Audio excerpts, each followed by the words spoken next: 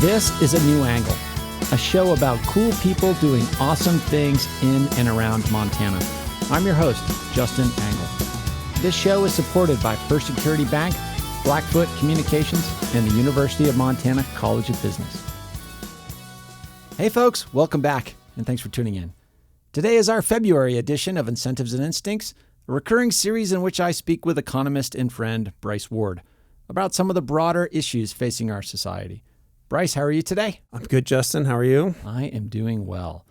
Today we're going to talk about changes in Montana's demographics and culture and their effects on the Montana economy and community cohesion. And to do that, we're joined by Executive Director of the Missoula Economic Partnership, Grant Kier.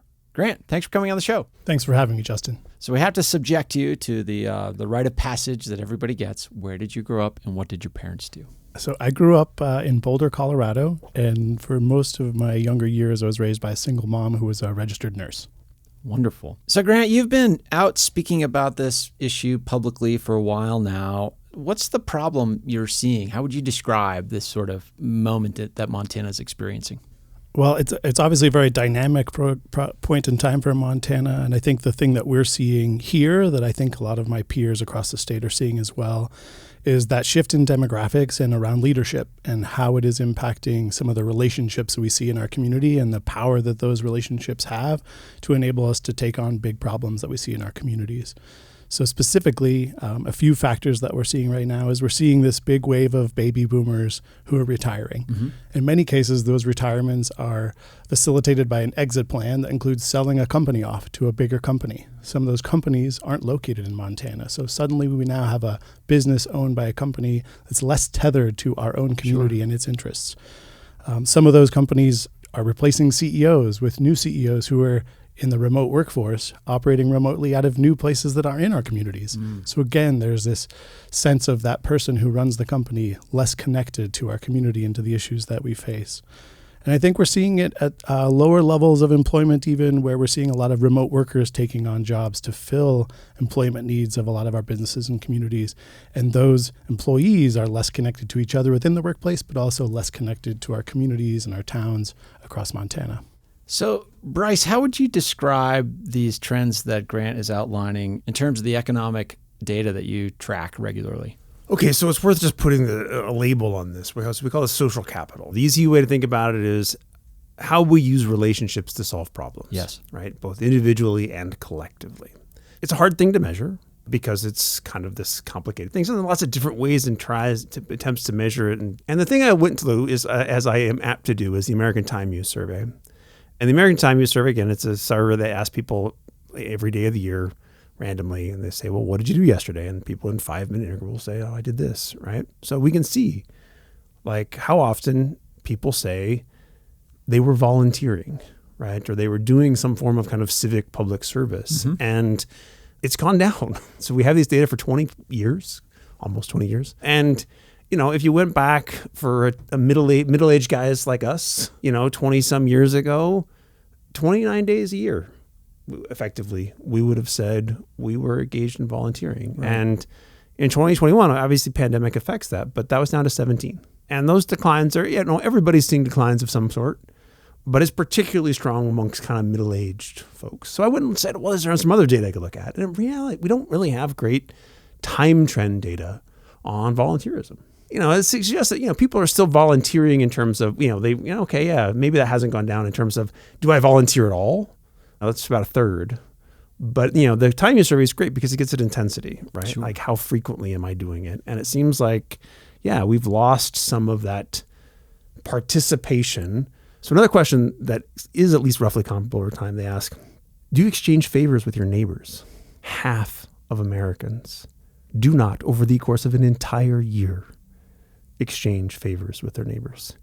And the share that do so regularly is single digits. And then the last one, which has only been asked more recently, is, just a general, not even volunteerism, it's just, have you gotten together with other people in your neighborhood or your community to do something positive for change? Only 1 in 5 Americans say they do that. And again, that fell during the pandemic, right? It was 20% in 2017 and 2019. And in 2021, it was down to 17.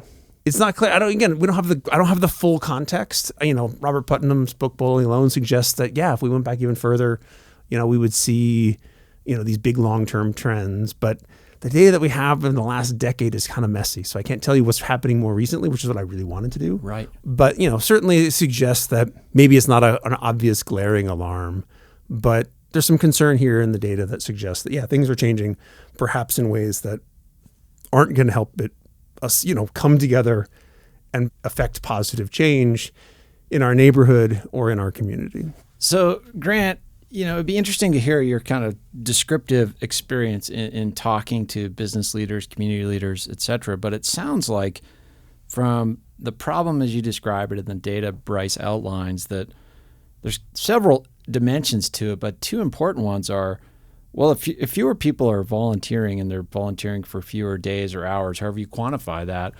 that's an amount of public welfare labor that's just not occurring. Like a certain amount of work is not occurring.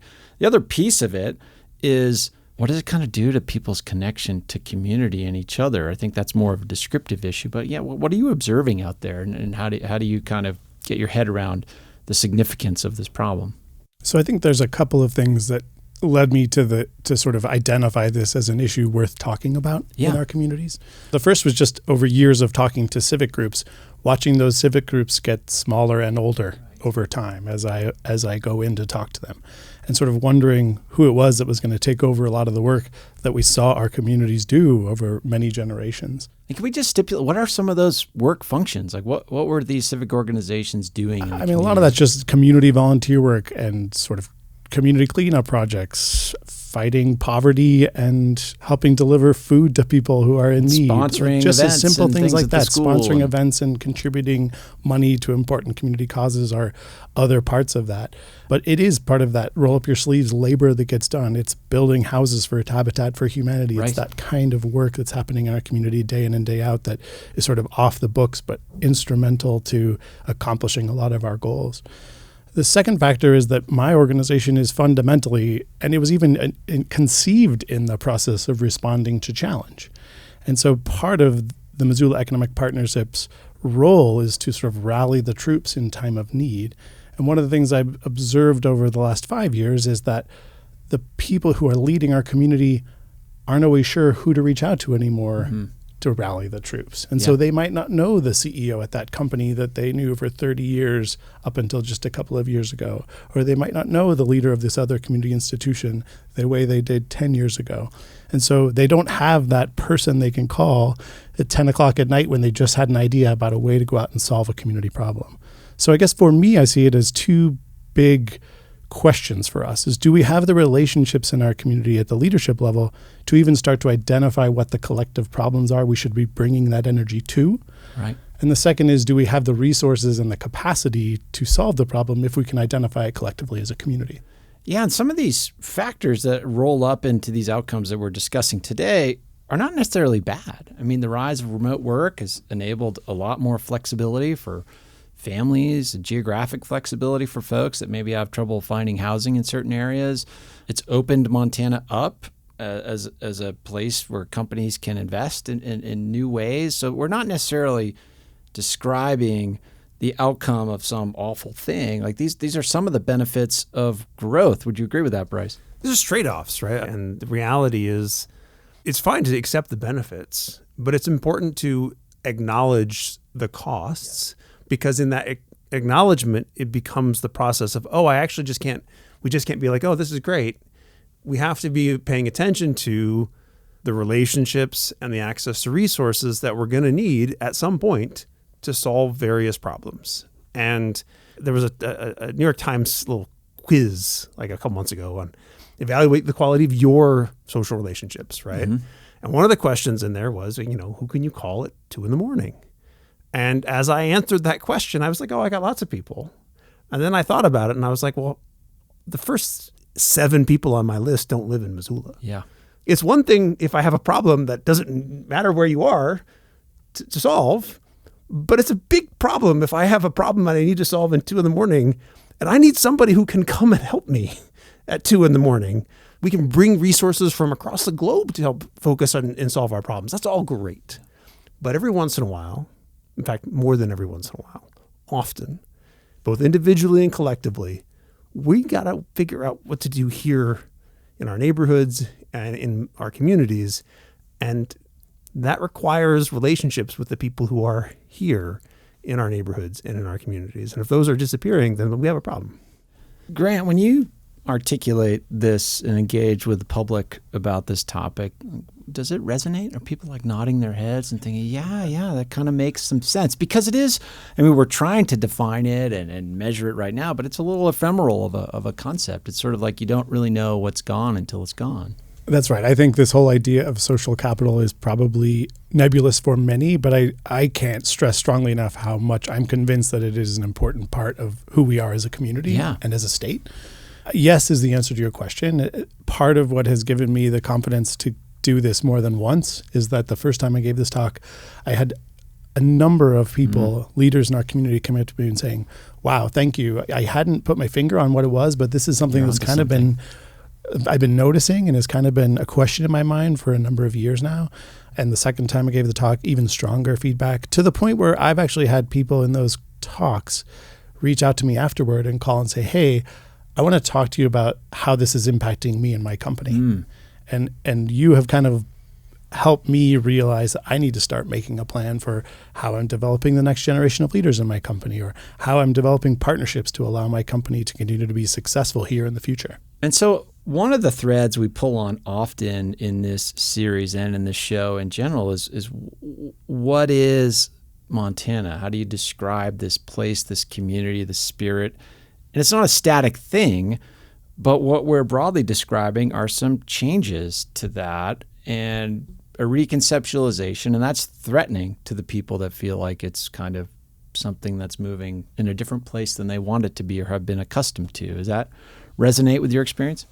Very much, and I think I see it as a threat in two ways. I think it's a threat to what many of us in Montana have valued about being here. Sure. And so I think one thing that I have known many people to appreciate about being in Montana, this includes business owners and community members, is when they feel like they see an issue emerging that they need something done about, they know who to call and how to sort of catalyze a group of people to go out and solve the problem. So if it's a business owner and they call me and they say, hey, this policy is really getting in the way of what I think the intended outcomes are supposed to be, could we sit down with policymakers and talk about this issue and think about a different way to approach it? All of those policymakers are accessible to them. Mm-hmm. And I think that's true at the grassroots level all the way up to our senior business leaders. But there's a second way that I'm not sure everybody understands, which is what gives us a competitive advantage as a state. Right. So part of my job is to strategically identify and recruit companies that we want to be here. And one of the things that those companies are looking at when they come to Montana is the accessibility of business and decision makers. And so when they see peer groups they can enter into easily and really have people to talk to about how business is going for them, what industry needs are like, and how to make changes around those, or policymakers who are accessible and responsive to their needs, people feel really good that if they come here, they'll get an ear with somebody about how to make their business more successful over time. We'll be back to our conversation with Bryce Ward and Grant Kier after this short break. A New Angle is supported by First Security Bank, Blackfoot Communications, and UM's College of Business. Access to capital, broadband, and education are three ingredients any community needs for success. This is Sam Schultz, and you're listening to A New Angle. Welcome back to A New Angle. I'm speaking with Bryce Ward and Grant Kier about the state of social capital in Montana. So, Bryce, as you referenced a few moments ago, you've been on the Economic Outlook tour talking about the changes in demographics to the state.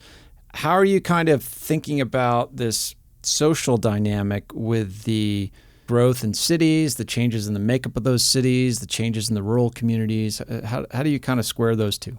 Well, the way I frame it, or have been framing it in the address, is just, and again, it's just all trade-offs, right? So, Yep. you know, as people come here, as more people or different people want to spend more time here, well, that creates challenges, you know, because there's more people and we have to either change how we allocate stuff or create more stuff. And those changes then change things. And people are like, I don't like change. And from a community perspective, if you let more people in, you get what I call the consequences of size. Okay, well, there's more people. But if I don't, demand didn't go anywhere. Right. Right. So I get the consequences of cost, right? And I start changing the social composition of the place because I effectively push out people who are low and middle income. It gets too expensive to afford a home or an apartment here. And both of them people don't like. Yeah. So some people will leave. So, when I conceptualize a community, right, there's two things: resources and relationships. Both of them are vital to my success here and our success here. More resources, more people, that's good. More resources means I have more options. There's more stuff in the pantry. But resources by themselves, without relationships that allow me to access those resources or to just enjoy the relationships because they're their own kind of resource, are a problem. And so, things that mess up relationships also mess up Montana. As you push people out, it's not random who's leaving, right? We're making choices about who gets to be here or not. Yeah. The concern, which we see across the West, any place that's dealing with these kind of growth pressures, is it's long-time people that are forced out. And it's their families that get torn apart, or the families that leave. We lose kind of that history in the community, right? And you're already actually seeing it. It's slow. But the share of Montana households with at least one member who's a native Montanan, it just keeps ticking down. And, there's value in having that historical memory and having that stuff get passed down. And that's where these growth pressures, the changing the number of people or the different people, they, at the margins, they start to mess with that. And that's, again, change is inevitable. But we want to manage that change in ways that we're at least aware of the threats so that we can take steps to kind of mitigate those effects. What levers do we have? We have policy, and then we have culture and norms. And so from your vantage point, Grant, how do you kind of think about policies to address this challenge? And then how do you kind of think about building norms with the folks that you interact with? Yeah, quite honestly, I feel like what's been a bit risky about us leading on this conversation is this is much less about policy and much more about norms and culture. Right. And I think having listened to Bryce giving some of his talks over the years and him helping us really wrestle with what was happening in our community through COVID in terms of demographic changes and what was happening here, it did really impress upon me the importance of making very conscious decisions about the way we treat people coming into our communities. Mm-hmm. And I will say, and I'll preface all of that by saying, our number one priority for the Missoula Economic Partnership and our whole long-range plan is how do we make sure that the people who are here have sufficient opportunities to stay if they choose to. So our number one priority is making sure we aren't displacing Montanans with the people coming in, but we know people are coming and we need people to come if we're going to be healthy and strong over time. So how do we think critically about how we use the relationships and the process of inviting people into our communities when they get here so that we are actually perpetuating that long-term history of building strong relationships, of understanding one another's challenges, and of working together in some way, formal or informal, to solve those problems. Do you see it happening in certain sectors? Like I think of Montana as such a rich community of community banking. Like so many of the banks here have deep roots in the community. They have, like First Security Bank, one of our sponsors, has a volunteerism requirement for their employees. Like, are there sectors where it's easier and sectors where it's maybe more difficult? I think in some of our bigger institutions like banks, some of our bigger companies, there is this sort of expressed either a mandate or permission to get out and volunteer. Yeah. And that's wonderful.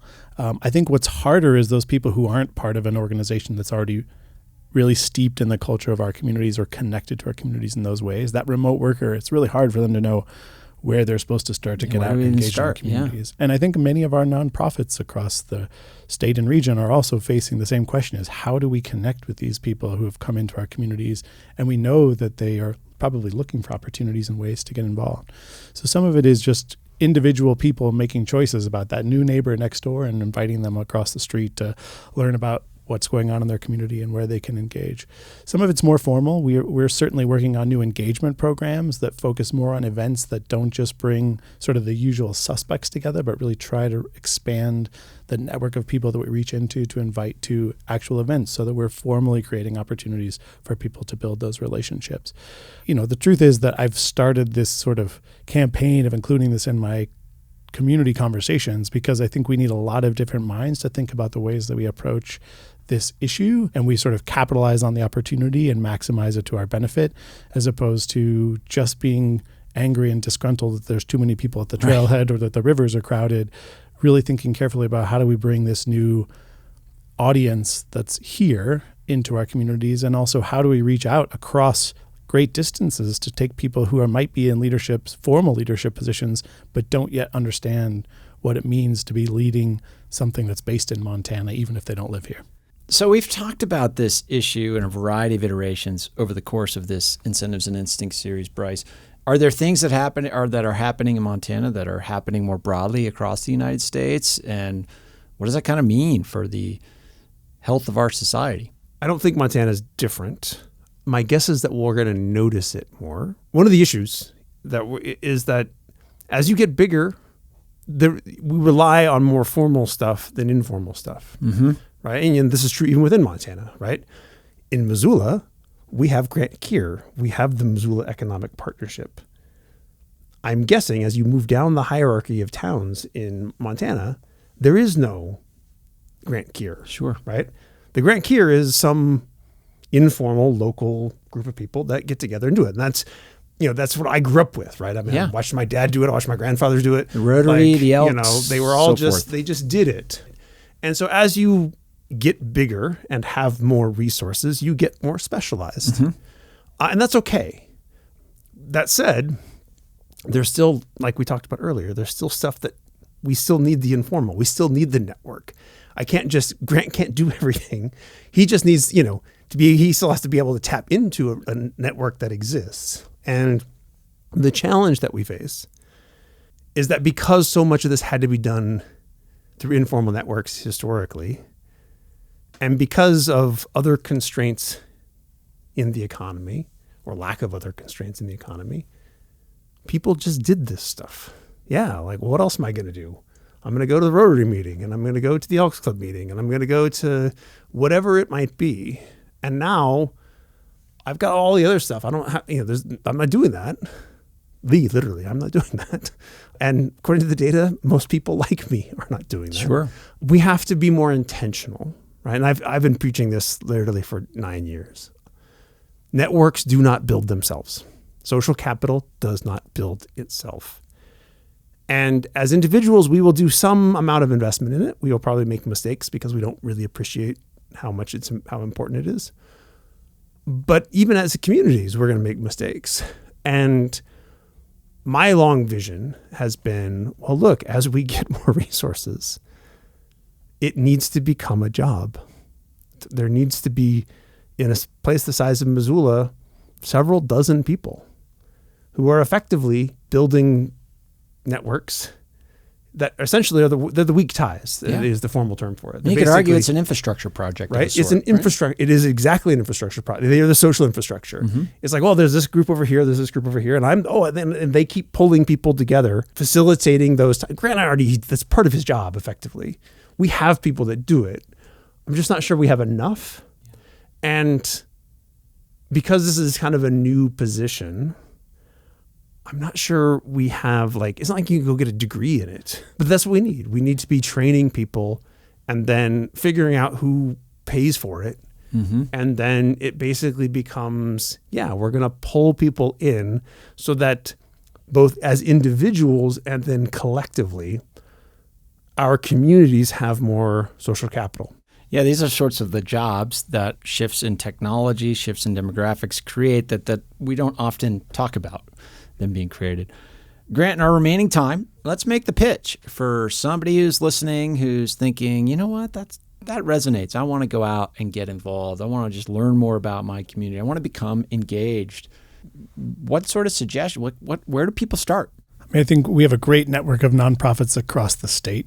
We have the Montana Nonprofit Association that can help people connect to nonprofits in their own communities. Here in our community, I would encourage people to reach out to somebody like United Way, who can really help them understand what resources and opportunities are here that might fit their needs. Part of this is formally engaging in volunteerism. Part of this is just building stronger relationships in communities. And so I can't stress strongly enough, I think Bryce talked a little bit about statistics of people just doing things with their neighbors, how important it is when that person moves in across the street and that for sale sign finally goes down to just walk across the street and make sure that that person is starting to feel what it's like to be a part of Montana, and help them get to know the community through you and through the neighborhood and through your neighbors. Because I think it does start as simply as that. And I think that's how my family got to know Montana, by sitting down with the people we work with and we live near and learning more about the community and the interests. And suddenly we're a part of this incredibly vibrant network of people who are all identifying and working on cool problems in our communities all the time. And it's really inspiring and enriching. And I think that's what, frankly, many people are excited about when they leave other places and come to a place like Montana to be a part of a community like that. And there's so many easy on-ramps to that. I mean, I think about the day we moved into our house, 2 different neighbors came over and said, hey, you got to pay attention to bears living here. And here's how. And we're like, okay, this is new information. And I get the ancillary benefits of meeting these people, having a connection with them. Could be bears, could be how you deal with wildfire, could be any number of issues are easy on-ramps if you're facing new people in your community or you're a newcomer and want to learn more. Bryce, what would be your call to action in our remaining minutes? It's one of 2 things. Either go to things, show up, and go regularly so that you see the same people over and over again, so that you're not just like they're familiar to you. And then the other thing would be to invite in. And that doesn't have to be, it has to be a formal event. Throw a party, invite your neighbors, invite, the parents on your kid's soccer team, whatever it might be. Just bring people together. And when you're hosting that party, make sure that you're being a good host and doing the good host thing, which is say, oh, hi, Grant, have you met Justin? Justin is a professor at the business school, blah, blah, blah, blah. Just facilitate those conversations so that people get the chance to get to know one another, be a matchmaker. Yeah. 90% of life is showing up. That's what I tell students. And yeah, we should all put ourselves out there. I appreciate how both of you put yourselves out there with passion and eloquence. And I really appreciate joining us today. Thanks for having us. Thank you, Justin.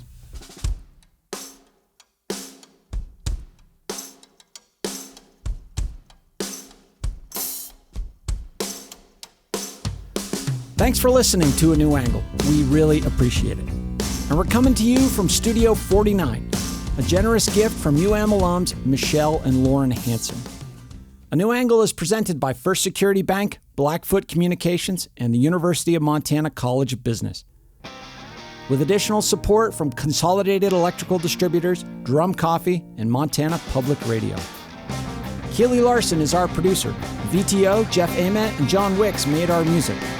Editing by Nick Mott, social media by AJ Williams, and Jeff Neese is our master of all things sound. Thanks a lot, and see you next time.